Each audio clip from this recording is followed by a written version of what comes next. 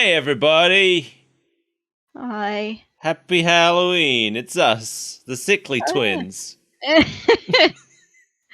The Icky Brothers. Here to bring you Halloween spooks and scares. And what could be more spooky and scary than a Pac-Man episode?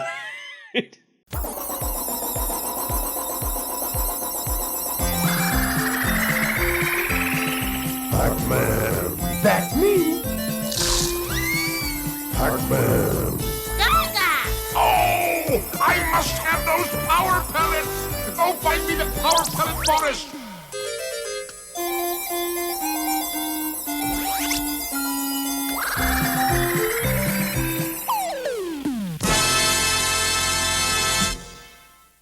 So this is the Pac-Man Halloween special, which I have conflicting information about when this aired.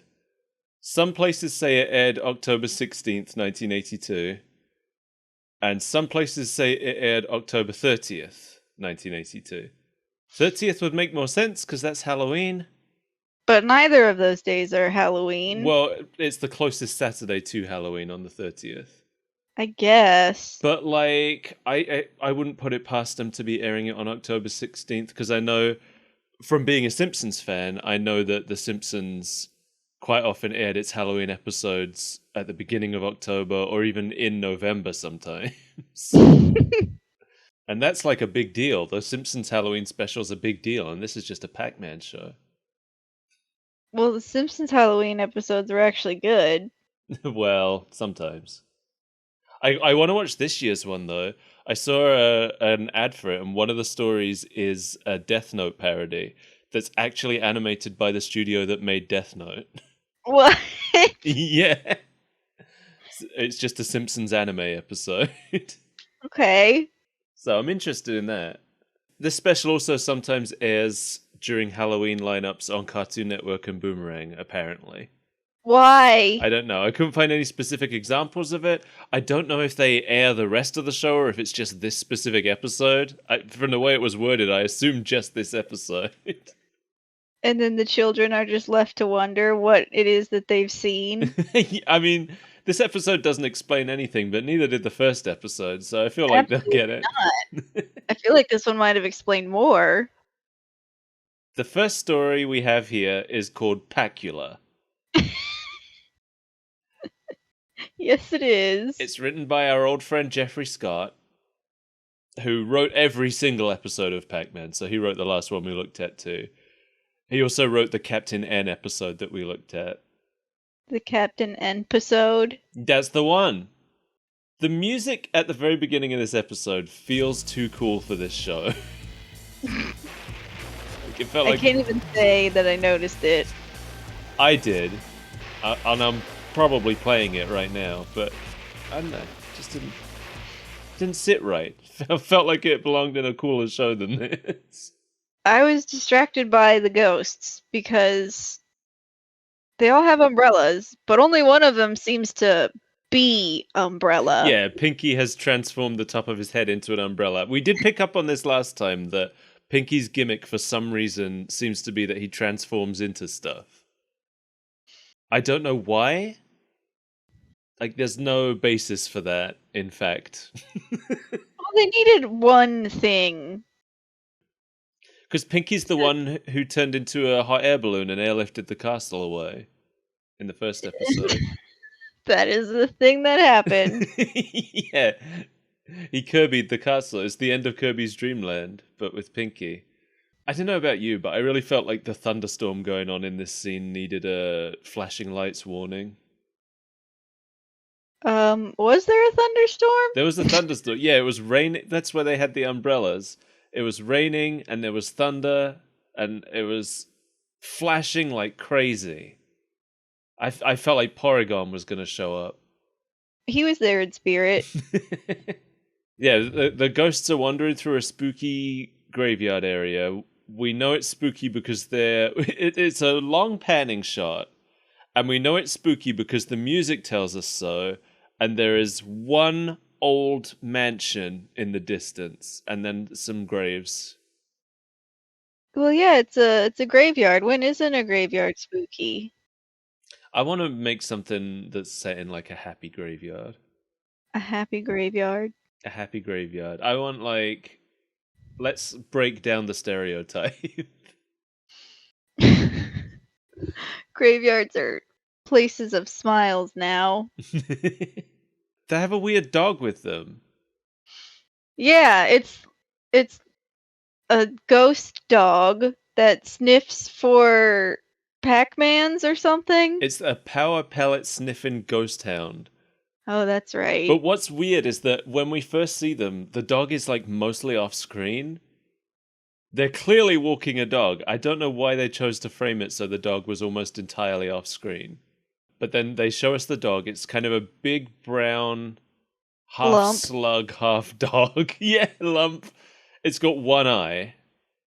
It is very strange that they chose to make it a ghost dog, and the way that they chose to illustrate that it is a ghost dog is it just like doesn't have legs. Yeah. It's just a funny lump with one eye. That's Why does normal. it only have one eye? They have two eyes. Yeah, I don't know. It also doesn't always only have one eye. In some shots, it has two.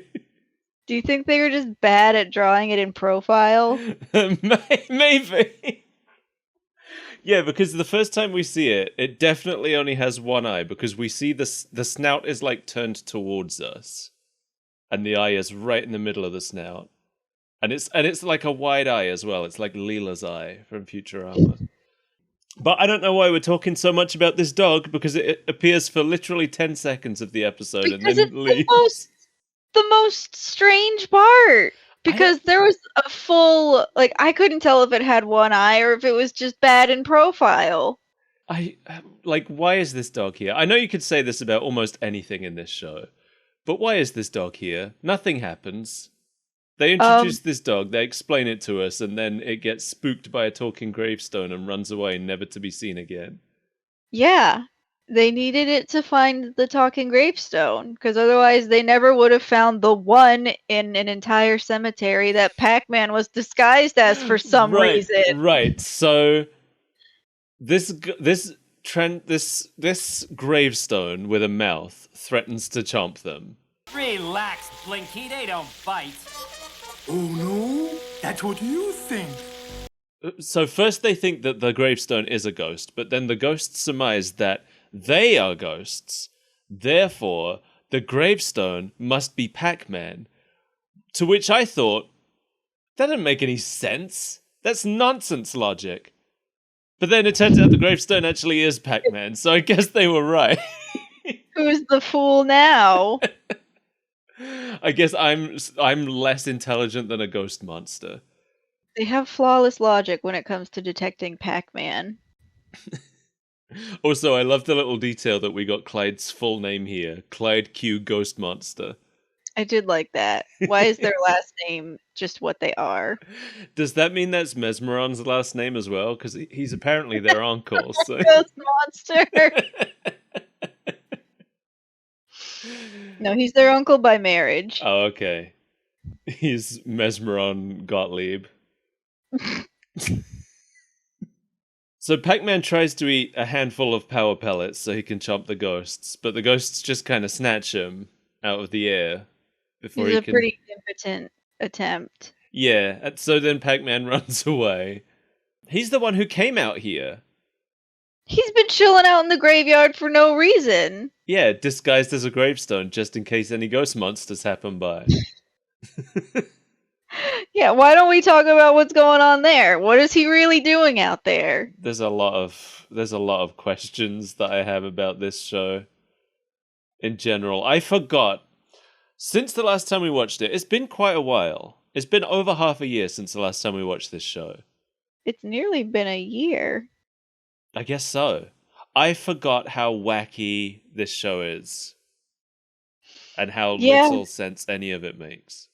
Yeah, it brought me right back. As he's running away, Pac-Man sees a gravestone with R.I.P. on it.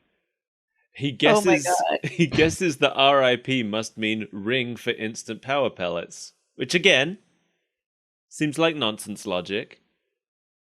But it turns out that he is correct, and the gravestone gives him instant power pellets. To be fair, when I die, I fully want my tombstone to just give out power pellets. What would I want? I guess I don't want a tombstone. I want it to be like tossed in the ocean or something. I mean, whether you want it or not, that's what's going to happen. I knew I shouldn't have given you power of attorney. Power pills of attorney.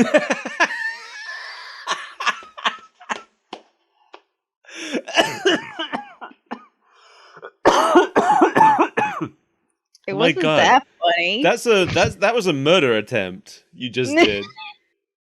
It was no such thing. That hit me in two waves. It made me laugh a little bit, and then I thought about it more, and then it made me laugh more. Why? Because I'm just imagining this guy, like, he's in his office. Some people come in, they need their will done or something. He's like, oh, hold on a minute. I'm just going to have to take my power pills of attorney. And then he just chomps them. And they turn into eyeballs that float out of his office. Oh, I was going to say that they both turn blue and get wiggly mouths, but but maybe both happen. The ghosts run away because apparently they have power pellets, but apparently, I guess Pac-Man having power pellets trumps their power pellets. The lore is unclear. Yeah, so they all start running away. Pac-Man counts to give them time to hide. So this is psychological torture at this point. He has stalked them to the graveyard, and now... So he doesn't do anything to Pinky. Pinky transforms into a TV antenna and gets struck by lightning. That's the end of him. He was hiding on top of a mausoleum. Yeah. There's some logic in it. Sue hides in the flowers, and Pac-Man... So... I feel like it's only with what happens to Sue here, but it kind of had the vibe of like a slasher movie or something. How? Well, she's hiding in the flowers, and he knows that she's in there, and he's like taking his time picking the flowers, and he's like, she loves me not. No. He says she chomps me. She chomps me not. Is which that makes what it was? no sense. Because chomping is the equivalent of murder. Yeah. So it's like if Ghostface was like, she stabs me not. But then he finally removes all the flowers and gets to Sue, and we get this POV shot from Sue's perspective as the teeth come down. You lose. I don't know, there's just something horrifying about it. I don't know. It's hard to take anything in this show as anything beyond gooftacular. Yeah, the horrifying nature of that shot was immediately dispelled by the next shot, where Inky buries himself to hide, but then gets eaten by a pack skeleton. What is with the pack skeleton? I don't know. It's in this episode several times.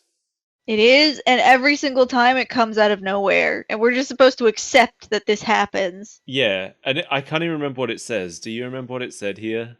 I have no idea. It was like, thanks for dropping in or something. Thanks for randomly burying yourself exactly where I happen to be. And now he's on the loose, and that's why we see him again later. I guess so. Just creeping and a peeping in a haunted mansion in a swamp. Yeah.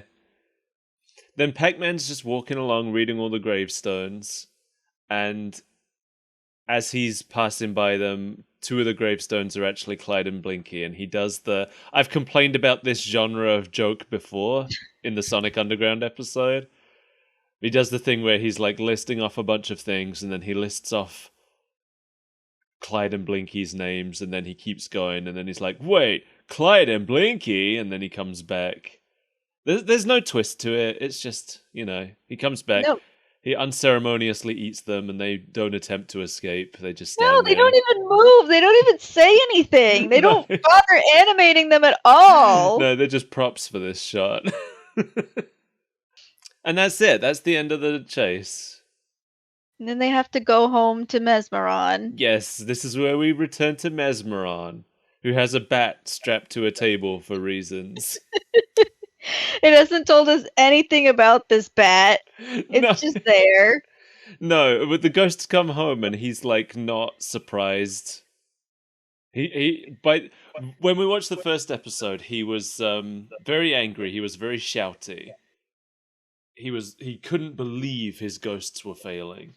But by this point, he's settled into it. He expects this of them. Yeah, he's trying to replace them. Yeah, they come in and he tells them to wipe their feet. And then they scrape the bottoms of their bare eyeballs against the mat. But yeah, he's so calm in this episode. It was kind of a disappointment. I was looking forward to the screamy Mesmeron that we had last time. I do love Screamy Mesmeron, but I also love the concept of disappointed father Mesmeron, who is so tired of his useless children that he's literally building a new one.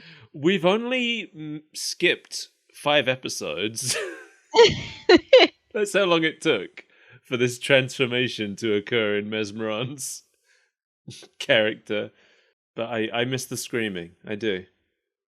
I think that we needed more Mesmeron in general. He is probably the best character. I agree. Yeah, don't get me wrong. I do like this put upon father figure that we see in this episode. Yeah, he's all of his employees are failures, and he's grown accustomed to it. He's stopped expecting more from them. He has stopped expecting competent work from these people. But he tells them that they've been replaced. He pulls a lever which raises the bat up through a trapdoor in the ceiling. I feel like they got confused between Dracula and Frankenstein when they wrote this episode. I mean, why not both? We have no idea what he's done to that bat. As far as we know, he was just trying to cook it. Yeah. But the bat gets struck by lightning, and that turns him into a Dracula. Not even like a bat. He's just a Pac-Man Dracula now. His name is Pacula. Pacula, I'm sorry. He has the classic "I want to suck your blood," but they've changed it to I want to chomp your balls. Which is what every character has been saying since day one anyway, so it really doesn't feel impressive. Oh, that's true. That is what the ghost said in the first episode, isn't it? Mm-hmm. I forgot that they did specifically want to chomp Pac-Man's bones. Because I was very distressed by that. That's right. I was about to say, I feel like we have no evidence that Pac-Man has bones, but we did just see a Pac skeleton, so I guess we did.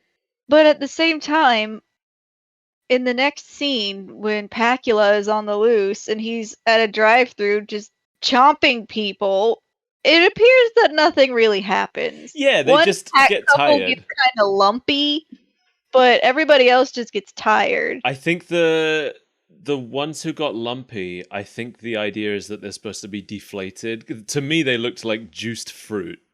Mm-hmm. So, but yeah, he sure doesn't leave any physical damage on the first people he chomps. They just get sleepy.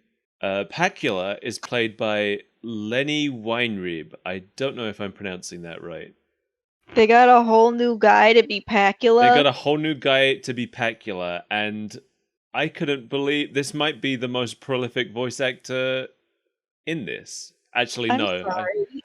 I forgot we got Frank Welker and Russi Taylor in here.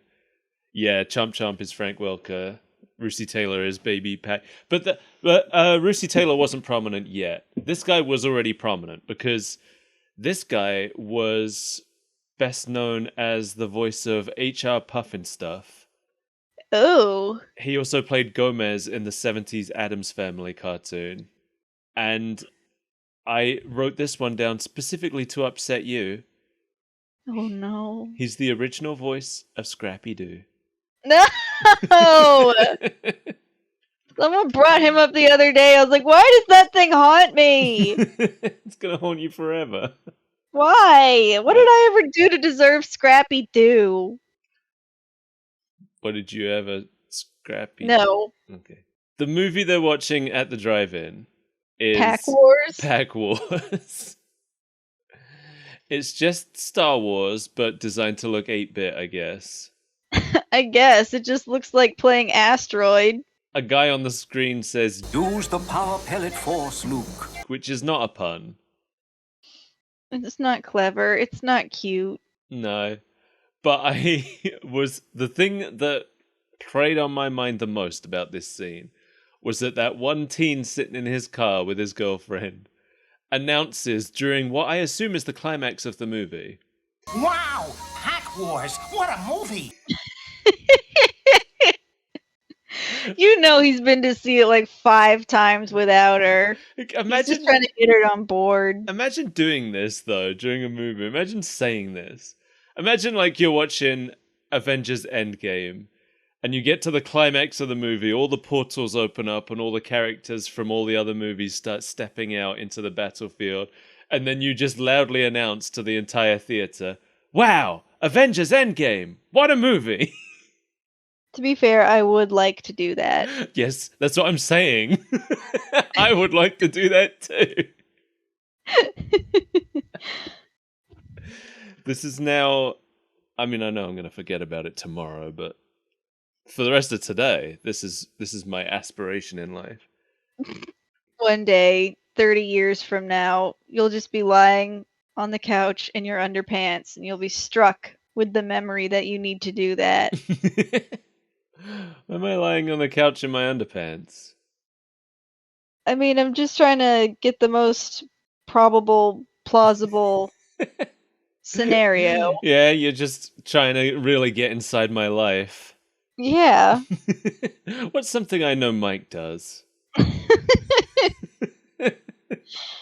Also, this I'm sure wasn't supposed to be as funny as I found it, but I love that the bat's obviously flying in front of the projector, and the whole screen just has this big bat on it for a second, and then someone in the audience just yells, Hey, get that silly bat off the screen! and then the bat just leaves. No, I liked that too. It's really funny. Because it felt genuine. Yeah, it sure did.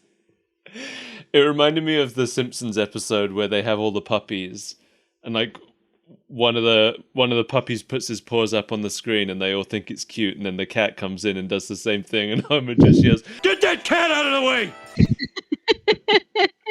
When Pacula shows up in the Pac Teens' car, the boy just like leaves. He doesn't even say anything. He doesn't scream.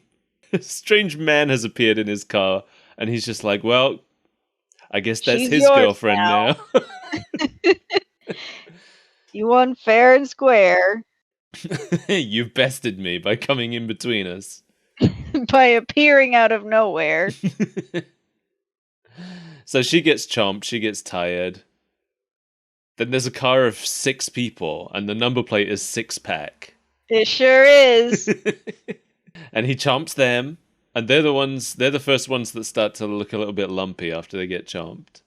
But they don't look anywhere near as lumpy as the next car, who don't No, even... the next car is just the lumps. They don't even look like pack people anymore. Maybe he just got better and better at chomping bones. Oh, that makes sense, actually, because there is a progression. I don't think it was intentional, but... No, but we can, headcanon it. Pac-Man and Pepper are here. It takes them a while to notice that anything's going on.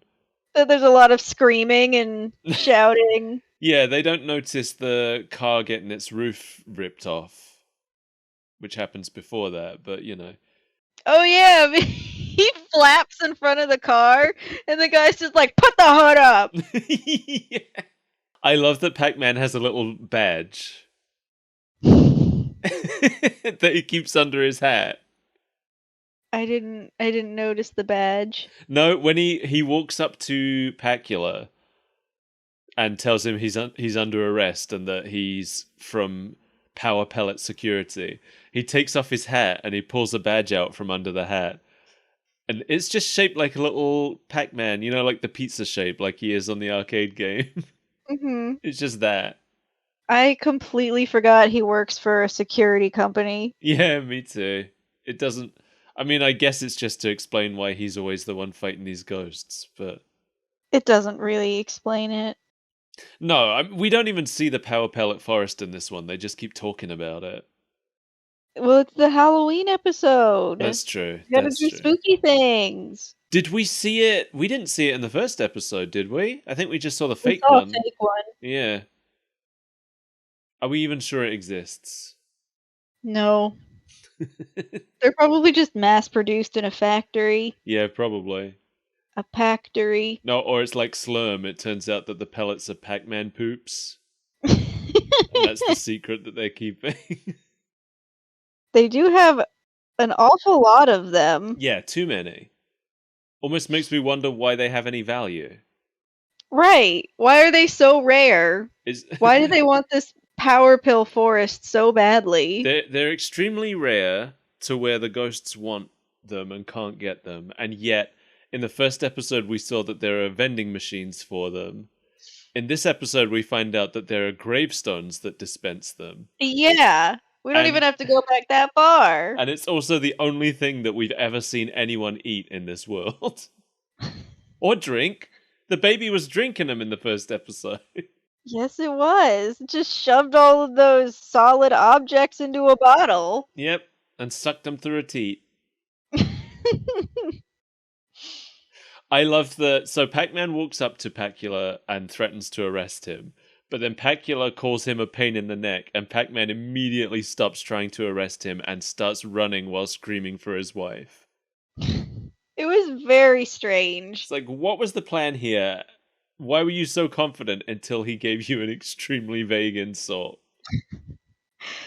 And then after that, Pacula has him cornered, and Pepper comes out of nowhere like, by the way, remember all these power pills that we carry with us all the time? Yeah, hey, by the way, don't worry, my handbag is literally overflowing with power pills, as always. But you do still need to worry because Pac-Man comes walking up to him and trips and drops them all. And then even though he had been chasing him for the last 10 minutes, now that Pacula has the upper hand, he just kind of runs away.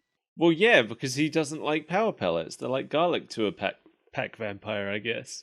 Yeah, but they're rolling all over the floor. What does that have to do with Pac-Man anymore? Well, Pac-Man didn't even eat any. well, of course not. He's too pooped to pack. He told us so. I'm getting too pooped to pack. I guess. I wrote that line down. I had to. Too pooped to pack. What does that hate mean? What is? I don't know. I need a definition of the verb to pack. To pack or not to pack? Yeah, because I just took it as like, I can't pack his bags. Obviously, that's not what you meant. No, he can't pack man. Ah, To Pac Man. My favorite vacation Rapper. book. So Tupac Man is like the superhero version. So yeah, so Pacula just, for no real reason, gives them until midnight to come and tell him where the forest is, and then gives them his address. This entire part was the stupidest thing I've ever witnessed with my eyeballs. Oh, really? Once they get into the castle, This entire episode is... not just this episode, but also the second segment might be even stupider. I don't know. We'll see. But yeah, meanwhile, back at Mesmeron's house, the ghost monsters are having a union meeting. And what is happening here? well, the ghost monsters are jealous of their new little brother, Pacula. So they have off-screen come up with a potion that turns them into ghost vampires. Yeah, so the potion is just a red liquid. I like to think that it's blood, but it's probably not. Probably just Kool-Aid. Yeah. You just reminded me, though, Mesmeron did refer to Pacula as his newest creation, right? I think. Oh, I don't know. I think he did, which to me suggests maybe the ghost monsters are also his creations, because we And sure yet haven't he's seen their any others. uncle. Even though he made them, he doesn't want to be that closely related to them. Yeah, he doesn't want to take that much credit. I can understand. He doesn't want to be a father figure. Yeah. Yeah, they drink Clyde's potion. And they all acquire bad accents. But yes, they grow big pointy teeth, bat wings, irrelevant since they were already flying, and accents. Apparently accents are, are an important part of being a It's vampire. symptom of vampirism. Do you burn up under sunlight? Can you no longer stand the smell of garlic? Has your accent changed inexplicably? You might be a vampire. Get your neck checked. Meanwhile, Pac-Man is reading a Pacula book that gives him all the answers he needs to know how to change Pacula back to normal. I don't know why he thinks... I don't know what gave him the idea that Pacula wasn't Pacula's normal state. I don't know what he even learned from that book because he never tells us. No. No, in fact, and I guess he doesn't change Pacula. Or his plan clearly doesn't work because when Pacula does turn back to normal later, he's surprised about it. So whatever he was planning after reading this book is not what he carries out when they get there. Well, that was just an unfortunate accident. I hate how accurate that was. So Pac-Man and Pepper are walking through the swamp looking for the haunted castle. I love that Pepper is there. I don't know why, because she doesn't do anything. She does. She chomps two of the ghosts. I guess. But yeah, you definitely get the feeling that she didn't need to. But it is nice that she's there. I like the big hand that comes out of the swamp and points them to the haunted castle. Yeah, the spooky hand. Yeah, there's like nothing to it. It just happens and then it's over, but I liked it. They get inside the haunted castle, and Pac-Man changes the clock for some reason. Yeah, that's the first thing he does. Yeah, he walks in. Yeah, Pepper's like, there it is, and he walks up to the clock and he changes the hands. We are told no reason why this is happening. And it doesn't come up again for a little bit, so I was confused for a little while. Yeah, especially because after going, there it is, they're immediately like, this place is spooky. It's like, what are you, what? And all the ghosts, Pacula opens up his coffin and pops out, and at the same time, all the ghosts show up. And then they all just get into a fight about their employment status. Fools! You're unemployed! I work for Mesmeron now! Oh, yeah? Yeah! Yeah? Yeah! Meanwhile, as the fight goes, the clock that Pac-Man changed strikes midnight, which I guess is what he was doing. He could have said, I feel like he should have said, I'll set the time to 2 minutes to midnight as he was doing it so that we knew what was happening. But anyway. But they didn't give us that. No. So Pacula thinks now it's midnight, so it's time for him to go a-chomping, because he doesn't have the address of the forest yet. And Pac-Man opens the window, and a perfectly timed rooster reveals that for some reason it's morning now. No! Yeah, it's I don't understand this part at all because why would he even be awake that early in the morning? Why would he have no concept of what the time actually was? Also, how would it be morning now? He said he was gonna come back at midnight and chomp everybody. How is it morning? Because it was already night when he was at the drive-in.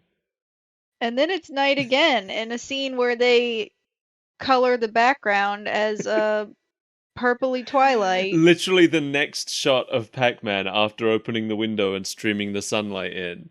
Like, they open the window, the morning sun streams in and hurts Pacula. Well, it doesn't even hurt him, it just upsets him a little bit. Yeah. And then, like, the next shot goes back to Pac-Man and it's clearly nighttime outside that same window again. Hmm. So it was just morning for a second. Pac-Man changing the clock to just before midnight caused it to be morning for a moment. I thought for sure we were gonna see like they had set up a device outside to make it appear to be morning, but we never see that. No, it was just morning. Here's the timeline, right?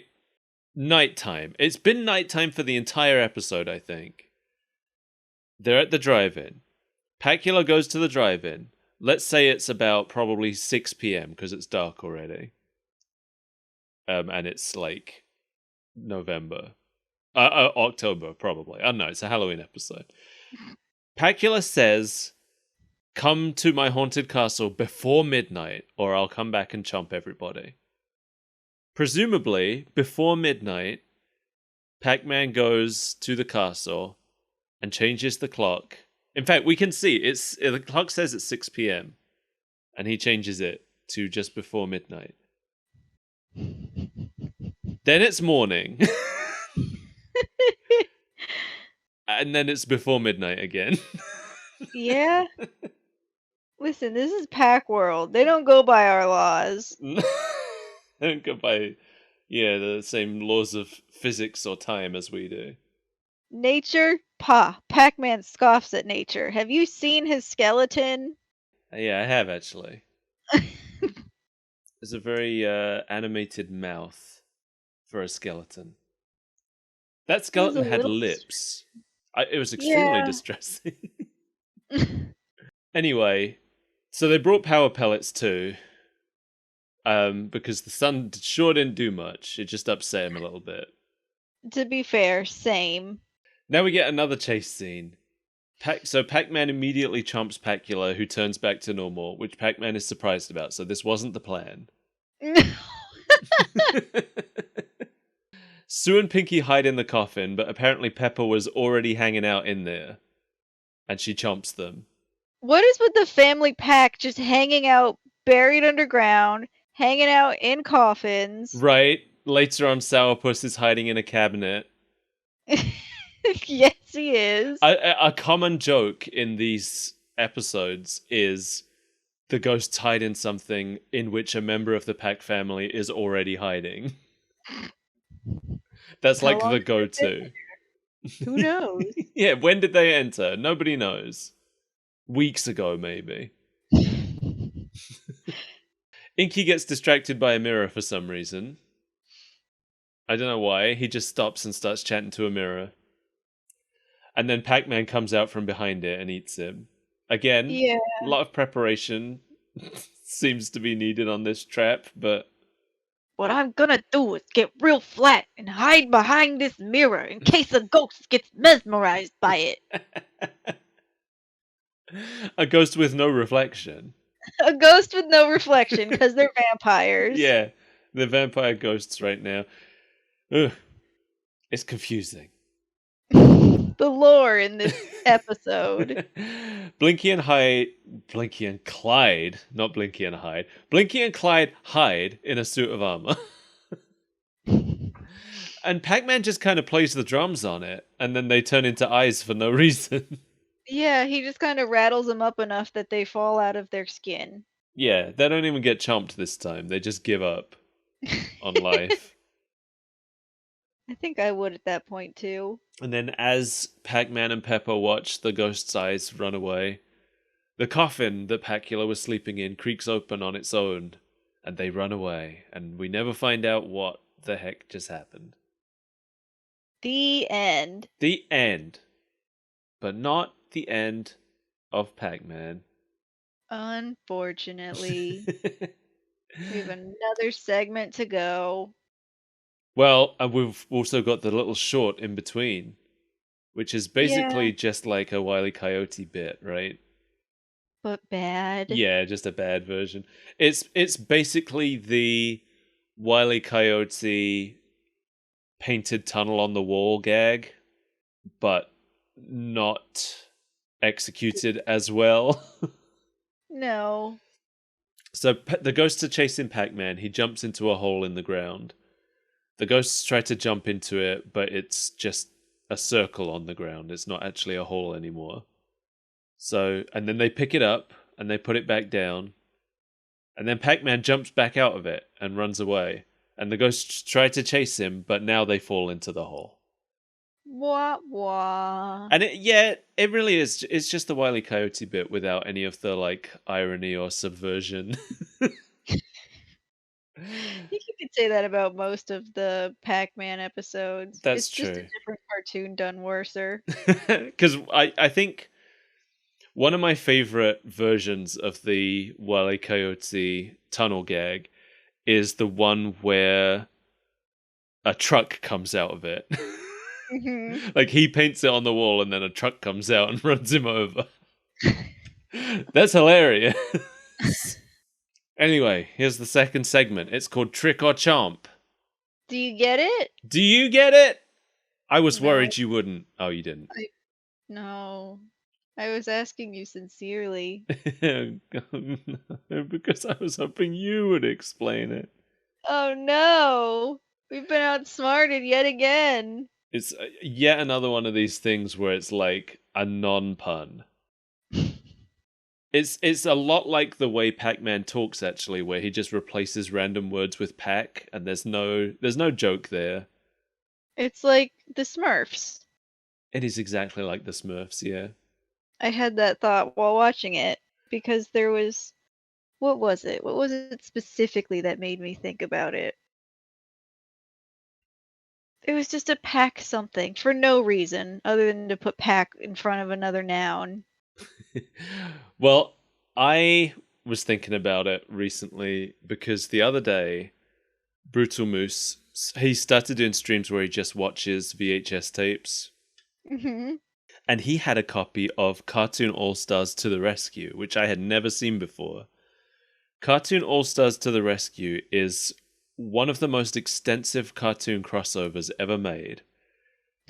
And it's basically every major cartoon character from the 90s, or the early 90s at least, coming together to preach an anti-drugs message. Cool. And it's incredible. But one of the first things that happens in it is that Papa Smurf comes out of his house in his pajamas and says, "Whew, I was smurfing like a baby."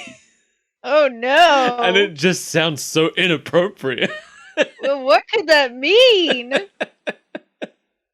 Also, this cartoon has convinced me that out of all of the characters, Bugs Bunny is the one who does weed but tells kids not to. I'd buy that. Because he's the only one who has the lingo. All the other characters call it marijuana at every opportunity. But Bugs, he like picks it up and he's like, "A joint?" And I was like, "Oh yeah, Bugs smokes." A doobie. So baby Pac wants to go twick or twee. When we go trick or treat, Dada? Yeah, this is a very baby pack heavy episode. Yeah, I do not like the baby talk. I'm not a fan. No. But what I am a fan of is the fact that they made their infant crawl from house to house. They sure did. I didn't even think about it. If you want to go trick or treating, you can crawl. God, yeah.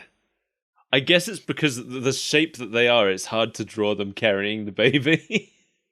Just put it in a stroller. Oh, good, yeah. Like normal humans. Good point. Your child is too young to walk from house to house. Put him in a stroller. So they do say that this is Pac Baby's first Halloween, so I assume Pac Baby is 1 year old or less. Yep. Also, this is where we learn that Pac Baby is a boy. I thought Pac Baby was a girl this whole time. Because of the bow. Yeah, I guess so. And yeah, the like hair curl. It Mm-hmm. was very feminine. I guess, though, Pac Baby is dressed all in blue, which was probably supposed to be the hint. I guess. But, you know, I don't go in for that gender normative shit. No, I don't follow what the straights are putting down. So here's another pointless exchange where Pac Baby wants to go trick or treating, but Pac-Man has dishes to do. But then she scares him and he drops all the dishes and they smash, and then that's just the end of that. Yeah, well, there's no more dishes to do. Yeah, nobody cares. Nobody's upset that all of their crockery is broken. We don't know that all of it is broken. That's a Just lot the of ones he was plates. holding. That's a lot of plates and cups for a family of 3. Yeah, this where is one a of them is a white baby. family in the 70s or 80s, I guess, is when it was released. But this is like a 70s, 60s family. Basically. They're doing all right. Well, maybe even older, because Pac-Man is going as a cowboy for Halloween. Mm-hmm. And I was actually reading earlier about how prolific Westerns were in the 50s. Mm-hmm. And that's when the people making this show will have been kids, right? Probably. So I bet this is just like when the writers of this show were thinking, what's a cool costume? They were just like, yeah, cowboys. You want to know what I think the thought process going into the costumes was? What? I don't know how to dress up a circle character. I'm gonna put a hat and a mask on him. Because that's all anyone is. Yeah, that's true. He's is he the only one where they actually tell us what he's supposed to be? I think so. Because everyone else is just wearing masks. I don't know what they're supposed to be. The ghosts only have masks on. So I think the reason I had this thought process about the cowboy thing is that I was reading earlier that apparently, as much as it seems like superhero movies are like every movie right now, in the last 10 years, there have been fewer superhero movies than there were westerns released in 1956. Yeah, but that was the before times. Those don't count. It just like, I don't know, you get all these people who are like, superhero movies are ruining cinema. And I'm like, well, we survived the westerns. I don't know about you, but I was not alive in the 50s. No, I know. But I'm saying, like, if cinema recovered from the time when there were a million westerns all at Oh, once. I don't care about cinema. I care about me being bored of the same movie over and over again. Oh, well, you don't have to watch the movie. I don't. And I know you know that. But I'm talking about the people who, because, you know, my philosophy is always like, I don't care if there's a million superhero movies. I don't have to watch them. Mhm. But there's a lot of people who are really worried that cinema is destroyed forever by the Marvel Cinematic Universe. And I'm kind of like, just watch other there are other movies. Yeah, that's a little bit You dramatic. can watch. I understand where the thought is coming from because, you know, capitalism only cares about making the same product over and over again. But I don't think that that's truly going to happen. No. I mean, like, yes, superhero movies are the most prominent ones right now. But that's what I'm saying. At one point, cowboy movies were. And when's the last time you saw a cowboy in the cinema?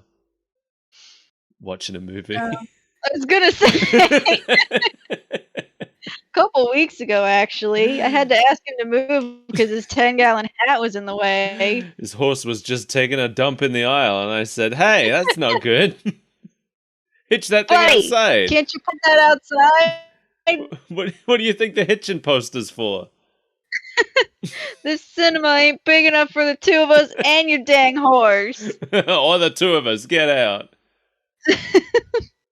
Anyway, enough of that diversion.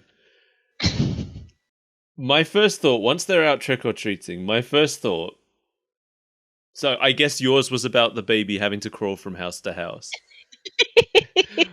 Mine was about, like, who takes their cat trick-or-treating?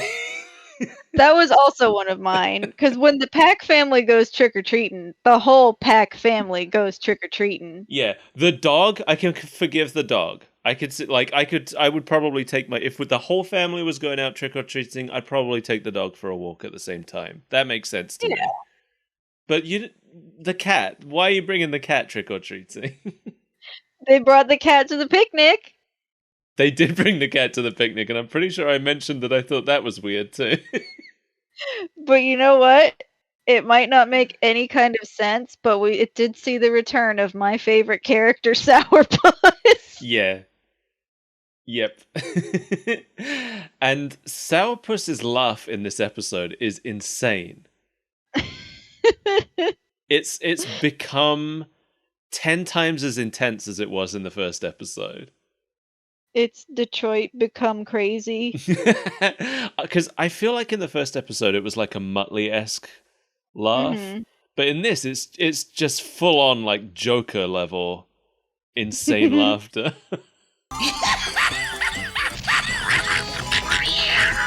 I love it. But yeah, of course, this episode is largely, once again, Sourpuss trying to kill Chomp Chomp, as is his wont. Like, you say largely, and it is, but at the same time, they had like 2 bits where he tried to kill him, and then the rest was the family pack chomping ghosts in a haunted house for some reason. That's true. There definitely wasn't as much of it as there was in the first episode, but it's present. It is. Also, they're trick-or-treating for power pellets. So You know that thing that their house is full of? Right. So I was thinking as I was watching it, I was like, this feels like getting like potatoes or bread for Halloween, right? To be fair, I love bread so much, I would go trick-or-treating for loaves of bread. But it's like crumbs though. Breadcrumbs. What if Like a duck? What if that was the tradition? If we were just dressing up and going house to house for breadcrumbs? Did you remember to get a big sack of panko for the trick or treaters this year? And there's the one guy who he kind of introduces himself as though we're supposed to know who he is. So I don't know if this is a recurring character, but he gives skipping around. He gives Pac-Man 1 pellet, and then when Pac-Man complains, he takes it back because Pac-Man's too old to be trick-or-treating. Could you imagine you open your door and there's just a full-grown man begging for candy? I feel like, so he's there with his baby, right? So I'd be like, oh, he's here with his baby. But at the point where he then holds out the second bag for himself, I'd be like, hang on a second, dude. Okay, you say that he's there with his baby, which he is, but normal humans, when they go trick-or-treating with their children, they are all at the door at the same time. Pac-Man went on a second trip all by his lonesome to get candy. That's true. But it's not like he wasn't there the first time. The first time he was just acting like a normal adult. The second time he's like, wait, no, I want candy. Yeah. He knocked it like, no, you give the candy to the baby and then you close the door. And then there's another knock and you open it and the dad's standing there and he's like, you forgot me. That's basically what it was. Yeah. But then Pac-Man starts being a creeper and he's like hiding behind bushes saying that he's gonna trick his way into getting some candy. Yeah, this was a really weird side of Pac-Man I didn't want to see. But he still just knocks on the door. I don't know why he was hiding in the bushes. Because I was thinking he was gonna like jump the guy when someone else knocked on the door, but he still just walks up and knocks on it. Chomps his bones. And then a big pair of beefy arms open.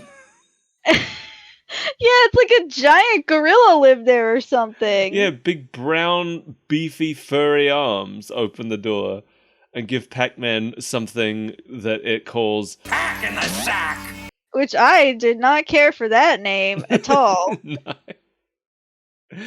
And he just puts him in his own trick-or-treat sack.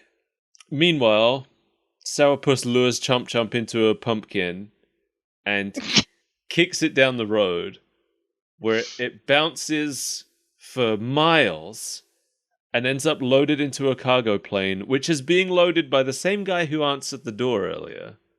Yeah, so I wasn't just crazy. Nope, yeah, that's definitely the same guy.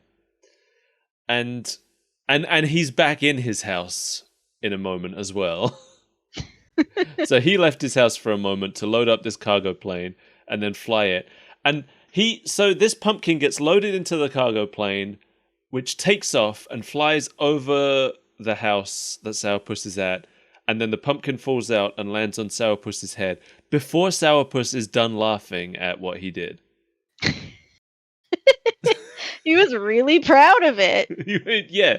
I don't know whether he was just laughing for a really long time or whether that was an extremely quick plane takeoff. Knowing Sourpuss, I would guess the former. I hope for the former, yeah. Because I find that funnier. Then Sourpuss sets up a door on a cliff. And obviously the intention is that Chomp Chomp would knock on the door. And then what? Like, is he going to go into the house where he's trick-or-treating? Isn't that what you do? Once somebody opens the door, you just barge in and start taking things? Well, if you're waiting for somebody to open the door, nobody's going to open this door because it's just a cliff on the other side. So you have to just barge in and start taking things without knocking, I guess. That's true. And that's exactly what happened. We don't know because it happens off screen. So, True. Chomp Chomp walks up to the door and then he walks back with a sack full of candy. And then Sourpuss wants to know what's going on, so he goes and he falls off the cliff. Because it didn't occur to him. Wile E. Coyote. It was very Wile E. Coyote, except if this were Wile E. Coyote, I feel like it would make sense that he went through the door. It would. I'm not saying it's good Wile E. Coyote, but like No. as he's falling down the cliff, I was like, this is just stolen. Yeah, the thing about Wile E. Coyote, we'll talk again about the wit of Wile E. Coyote, shall we? I know we've done it several times on this show, not even just on this episode. This is now a Wile E. Coyote stan podcast. If this were a Wile E. Coyote bit, the comedy would be in his reaction to it. He would open the door, he would see that there's still a cliff on the other side, and then he would close the door, and then he'd probably look at the camera, and then he'd open the door again, and it would still just be a cliff. And then I don't know what would happen, but there would be a subversion, and there'd be some wit to it, you know? I'm sorry, I'm getting very... I'm getting very heated. You get very heated when it comes to Wile E. Coyote. He's been done dirty for too many years. Yeah. It's funny because I haven't even watched a Roadrunner cartoon in years, I feel like. I should watch some. But I know that the comedy in Wile E. Coyote is in how human his reactions are to things. And it's watching his thought process as he tries to figure out what's going on. And I've talked about this before, and like most of the comedy is that we see what's going to go wrong long before he does, and we just watch him work through it. And we just sit back and we laugh and we let it happen. Yeah. And then usually in the better Wile E. Coyote cartoons, what we saw coming to happen isn't what actually happens, and that's the subversion of it. Sorry, I'm mansplaining Looney Tunes to an entire podcast right now. Thank you for explaining to us what humor is. Listen, maybe somebody out there didn't know. Hi, Mom. So- How rude. It was rude. I'm sorry, Mom. No, the thing is with Mom is that most of the time I know she knows, but she just understands that sometimes I just am hyper focused on something and I need to talk it out. So she just patiently listens, even when she doesn't understand. She's your captive audience. She is. She made me. She has to listen. You were her captive first. Oh, where are we? Oh, this is where the ghosts show up. I was very confused by their MO here. Yeah, I mean, it's just like in the the episode we did see where they just kind of go on a picnic to chomp Pac-Man for no reason. Were they? I think they were genuinely on a picnic, and then they saw him and Right, they decided were. to chomp him. They sure were. It was their day off. That's right. And then they decided to make it a working holiday. But the thing, so the ghosts are here trick or treating. They're in disguise. They want power pellets, right? That's their entire thing Hmm. in this show. They go up to the guy's door. This guy is handing out power pellets to kids in costumes. This is the same guy who was loading up the plane as well. He opens the door. He thinks they are children disguised as the ghost monsters. He thinks they're very good costumes. But instead of just letting him give them free power pellets, which is what they want, they immediately reveal that they are in fact the real ghost monsters. I don't think it's about the power pellets. I think they want to know where the power forest is, and they were just trick-or-treating. Okay, but they're not really trick-or-treating. They just wanted to show everyone their incredible costumes. I like to think that they are so proud of themselves as the ghost monsters that they just can't bear to let anyone think that they aren't the real ghost monsters. I believe it. It's like there's an early Pokemon episode where Team Rocket are in disguise, and I can't remember what episode it is or what they're supposed to be doing, but they're in disguise and they confront Ash about something where they're not trying to antagonize him. But when Ash engages them, Jesse and James immediately launch into the motto through reflex, and Meowth has to hit them over their heads and be like, no, there's no what we're here for. God, Team Rocket are funny. Anyway. You're gonna explain to us how and why Team Rocket are funny now? No, I don't know. I don't Can't know. understand that level of humor. No, that's beyond me. They're just funny. So once again, just like the picnic episode, the ghosts see Pac-Man and his family trick-or-treating and immediately decide to abandon their plans. Of trick-or-treating. Yeah. So they hide in a tree. They make a little attempt to swipe at Pac-Man and give up. I don't know, this was weird. Every single one of their attempts was weird. That's like true. the one guy, he inflates himself. He swings once at Pac-Man. He misses. No, he doesn't No, even do not that even. much. I got it confused with the tree. Yeah, you were because thinking when of you the said tree. that they hide in a tree, I forgot that they turn into like a spooky ghost tree that follows behind him. Yes, they hide in the tree, but then they also, I guess, possess the tree, and the tree's branches become a pair of arms that they can manipulate as arms. But then they get pack-skunked inside the tree. That's what it was. A pack skunk. That's why I was like, they're just putting pack on front of whatever they feel like. I liked the pack-skunk, though. It was the same design philosophy as Sourpuss. It's just a ball with skunk markings. Yeah. Doesn't have the charm of Sourpuss, but No. it was only there for 2 seconds. Yeah, maybe if we got to see more of it. But yeah, so the part you were talking about, Pinky inflates himself, huge, and then Chomp Chomp arrives for some reason. And at first Pinky is like intimidating him, but then Chomp Chomp bites down on him, and Pinky's just like, No, not that! and then he like pops, I guess? Something like that. His clothes just fall off. Yeah, and he shrinks again. But it's in like a puff of smoke. He doesn't explode. There's a puff of smoke and he's small again. But he's flying around as though he was a burst balloon. Yeah. He does 2 goofy screams.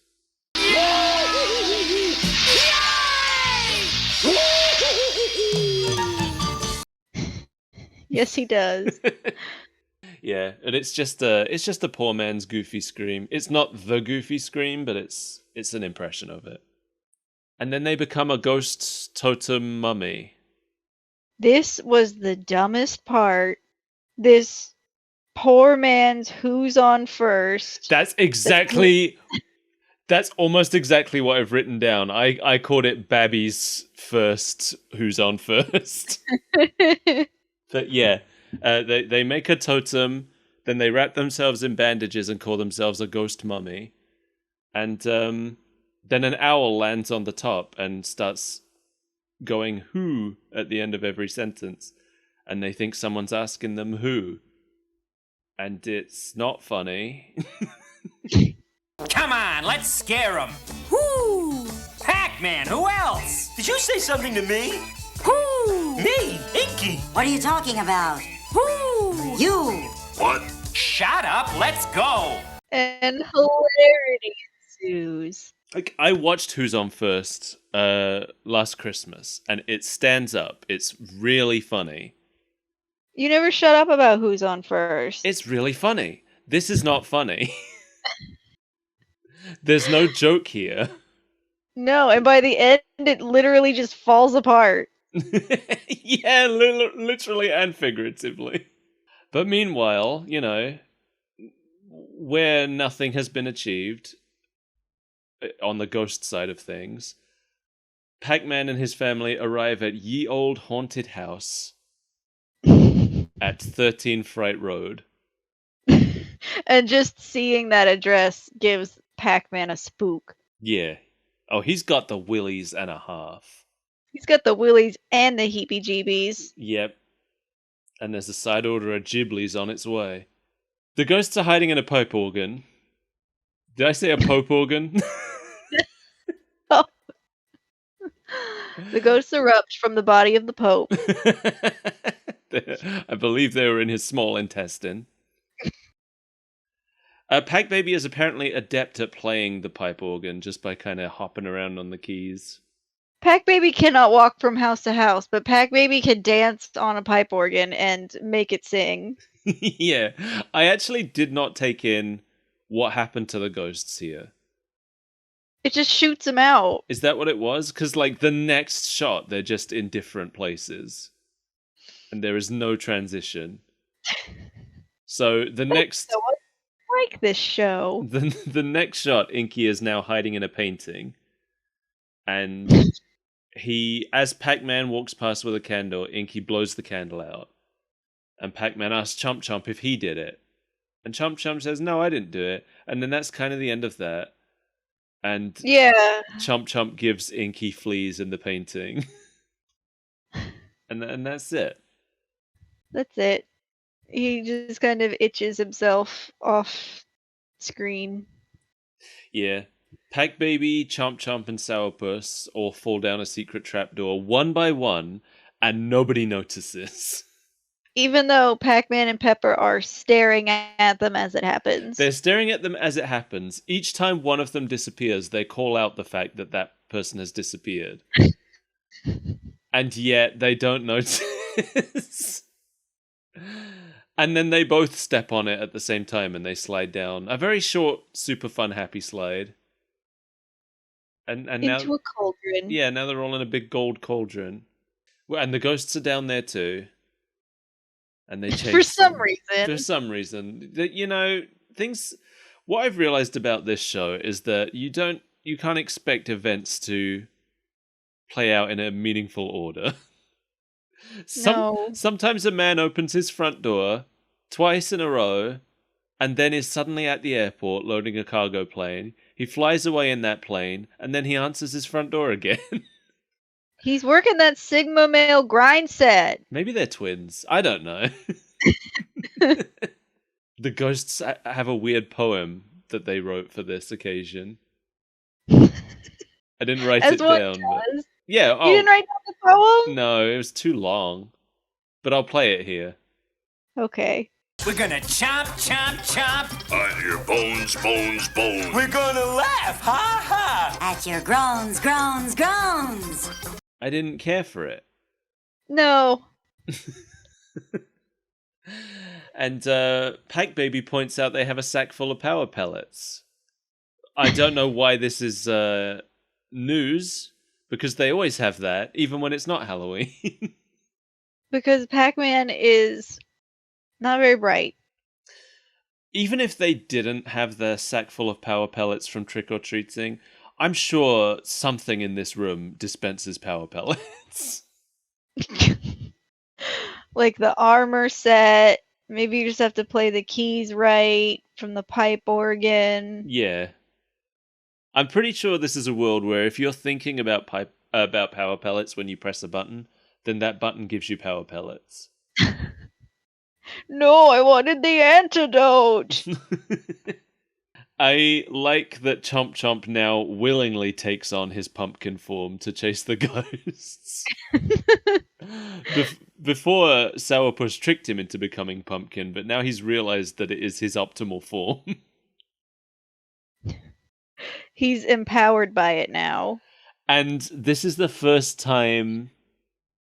So I looked away when he became the pumpkin, so I had to go back and check who it was that was the pumpkin.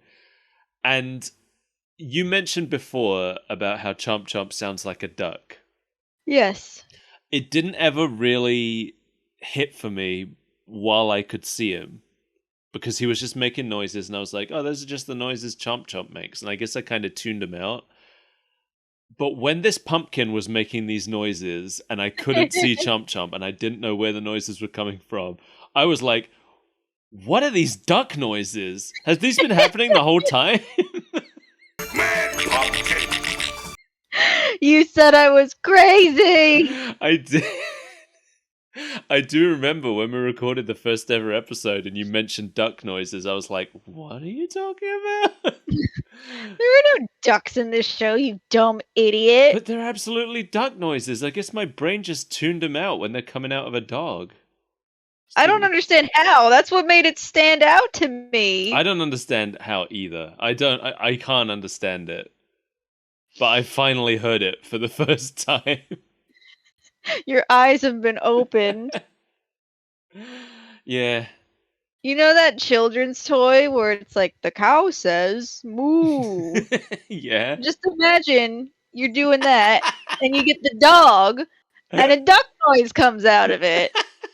Can we? How is that not jarring to you? Can we make that? Somebody out there who knows how to hack one of those. So here's a part that I really wanted to talk about. Pepper just pulls out this giant key that she has. Oh my god. Pepper, who is inexplicably standing next to a giant skeleton. Oh yeah, he's just there. I assume it's the one from earlier. He looks exactly the same. He's just joined them. He's come to this haunted house. He lives there now. But he's inactive. But luckily, Pepper carries around a giant key that activates skeletons. When you... It is a skeleton key. Oh my god, they didn't call it that, did they? They sure did. Oh, I was so baffled I didn't even take it in. That's how all this nonsense came to be. I'd just written down that she must be... This is like the Pac World necromancy. She's a necromancer. She is. It's not explained why she is in possession of a skeleton key that activates skeletons, but... No, or why she just had it casually with her on Halloween night, on this night where she expected nothing to go wrong or happen. But she had her trusty skeleton key just in case. Just in case she encountered any feral skeletons. Here's another part where I only watched it a couple hours ago, but I already don't remember what happened. And this note here that I've made does not explain it. But I've written, Blinky, I guess, just dies of fright. I don't remember what happened to Blinky. Yeah, no, me neither. Well, I guess he dies of I guess fright. he just dies of fright, yeah. I remember what happened to Clyde, though, because Clyde's the one who hides in a cabinet where Sourpuss is already hiding. Yeah. Which, again, same joke. That joke gets done like once an episode, I feel like. I was happy that Sourpuss got to do some chomping, though. Yes, we didn't see him do any chomping in the first episode. So we didn't even know that the pets could chomp. No. Well, I guess everybody can chomp. Even the ghosts can chomp. The only person that we've never seen chomp now is Mesmeron. Do you maybe he can't chomp because he's got that big like metal plate over his mouth? Yeah, you never see it. Is that That's why he has to keep building ghosts and Draculas. Is this his entire backstory? He's lost the ability to chomp and he resents the pack people for their chomping Maybe. prowess. Maybe he is a Pac-Man, but like over time and the inability to chomp has mutated him and he's become twisted with hatred. And he wants power pellets because if he gets enough of them, it'll restore his ability to chomp. Or so he thinks. He should be big and round, but he's become emaciated by his inability to eat over the years. Slowly starving to death like those moths. Oh, and then Pac-Man and Blinky do a bad version of the mirror bit from Duck Soup. Have you ever seen Duck Soup? I think so. It's the Marx Brothers movie with the mirror bit. Yeah, For anybody who doesn't know. I can never remember because the names are so bizarre, but I'm pretty sure I have seen Duck Soup. It's a good one. The mirror bit is probably one of the Marx Brothers' most famous comedy bits. And this is just a really brief and bad version of it. I'm telling you, they're just ripping off all the greats. They are. Yep. That's what this show's about. That's Pac-Man for you. Creative theft. The ghosts run away, and then Pac-Man and his family tell us Happy Halloween. Happy Halloween! Gaga, twinkle chomp, twinkle chomp. And that's the end. Was it a happy Halloween? Was it worth it, Pac-Man? Anybody who watched this in 1982 and remembers watching it, was it a happy Halloween? Let us know. I wasn't alive yet. No, me neither. But you know, if I would have been, I would hope that I would be doing something better with my time. You know you would be watching this show. I would have been absolutely watching this show. It depends what age I was. But if I was young enough that I was still waking up before 9:30 a.m. on a Saturday morning, which is not a thing in my life anymore, I would have been watching this show. We've been wondering all this time who the audience for Pac-Man is, and it turns out it's you. It's us. Hey, listen, we've probably watched this show more than anyone else in the world. That's not true. You know that there is a super fan out there who rewatches every episode like once a month. There definitely is. I mean, there's a wiki for this show, so. No. The dedication to making a wiki alone. Yeah. And you know how much I love to troll a wiki. I do. Especially if it's written by one person who takes things a little bit too seriously. So did you notice, because it screamed at me from across the room in several languages, that this episode had the exact same setup as the first episode? I sure did. Segment 1 is a Pac-Man and Pepper versus Mesmeron story, which Mesmeron barely participates in, just like episode 1. And then segment 2 is the Pac family doing shenanigans, Yep. just like episode 1. I certainly did pick up on that, and I just assume that that's the formula for the entire show. Maybe it is. I don't know. Maybe we'll come back and look at some more and find out. But it's sure not looking good. You know we're going to be back. I hope that at some point there is an episode where both segments feature Mesmeron or both segments feature the pets, but that sure hasn't happened yet. From what we've seen so far, segment 1 is very restricted. It's like they sectioned it off by the characters, right? Mm-hmm. It's like they went, segment 1 will be the Mesmeron story, No Pac Baby or pets are allowed in this story. Segment 2 will be the family story, and Mesmeron is not allowed in here. No Mesmerons allowed. It almost feels like Mesmeron and Chomp Chomp exist in two separate universes. I want to see an episode where Mesmeron has to exclusively deal with Chomp Chomp and Sourpuss. Yes, me too. I want I want an episode where Mesmeron is dealing more directly with things instead of just staying at home while the ghosts do something. I want more Mesmeron. We didn't really get to see Mesmeron interact with Pac-Man.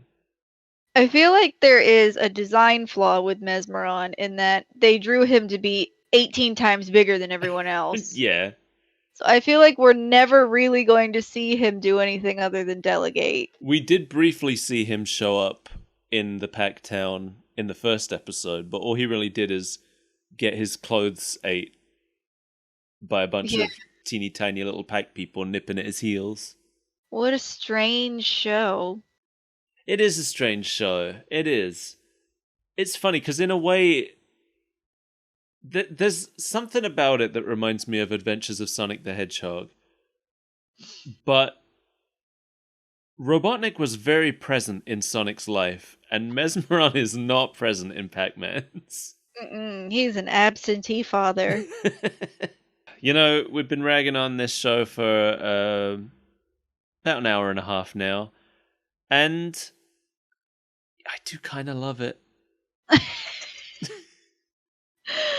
It's definitely a guilty pleasure watch. Yeah, I put it on to take my notes for this episode, and I got like a minute in. I got to the part where the gravestone becomes Pac-Man out of nowhere, and I was like, oh yeah, that's what this show is. This kind of show. I forgot. Well, I guess we're done, are we? I think we're done. I think so. Unless there was any more legacy.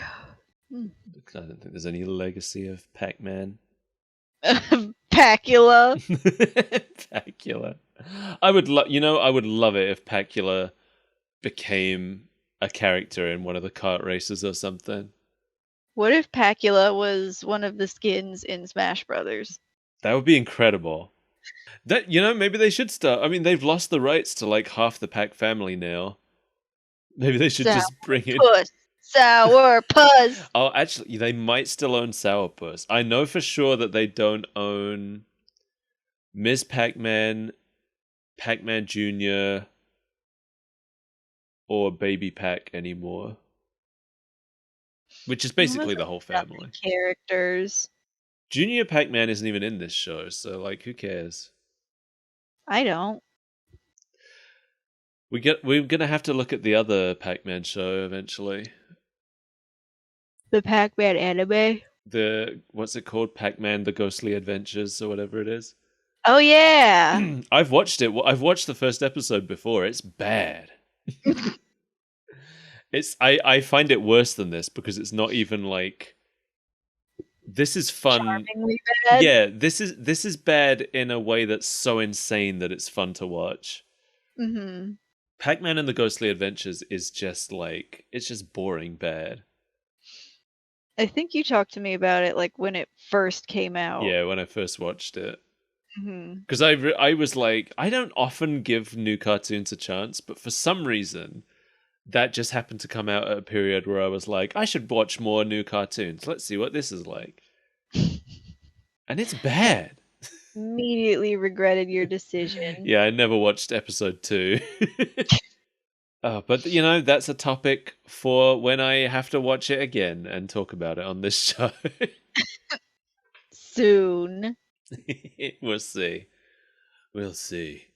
Well, thanks for joining us, everybody, on this journey to Pac-World. Pac-Land? Pac-Land. The Spooktacular special. Yeah. Were you spooked? Did you get a fright?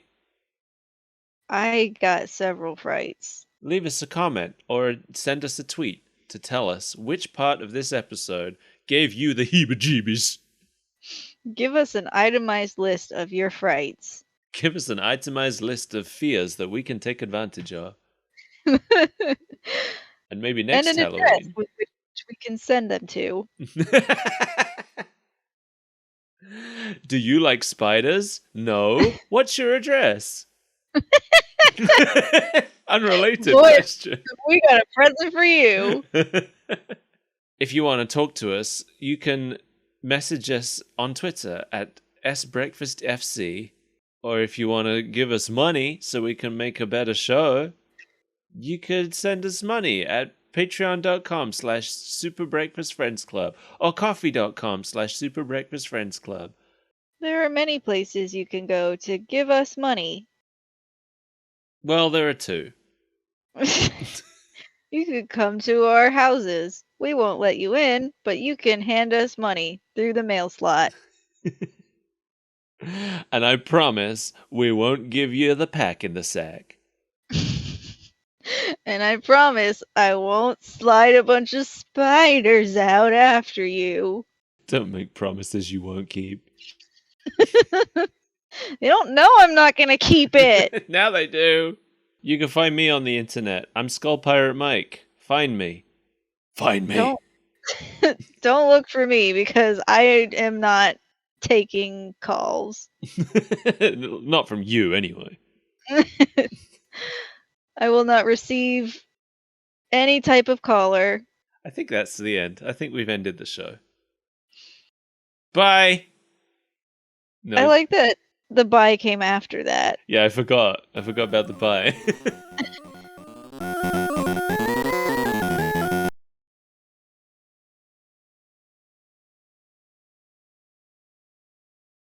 Happy Halloween!